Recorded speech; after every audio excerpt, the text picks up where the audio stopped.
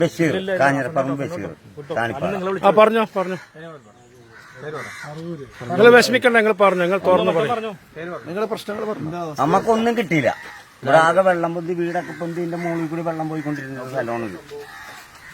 ഇവിടെ എല്ലാവരും ഭയങ്കര ബുദ്ധിമുട്ടിലായിരുന്നു.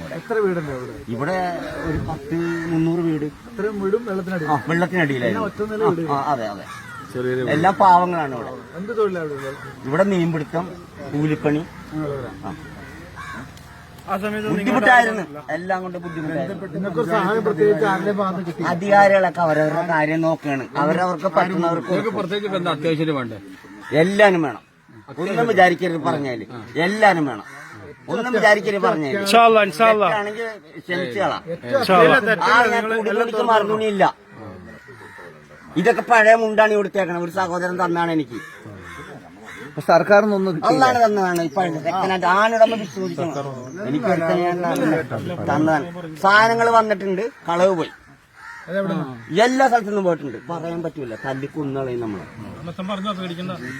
അതാണ് ഇവിടെ എല്ലാ രാത്രി കളവുമുണ്ട്. പാർട്ടിക്കാർ കൊണ്ടുവരുത്തുന്നുണ്ട്. ഇപ്പൊ റെയ്ഡ് നടത്തി അവരുടെ വീട്ടിൽ നിന്ന് 2 കൊല്ലം കൊടുത്താൽ തീരുവ ഡ്രസ്.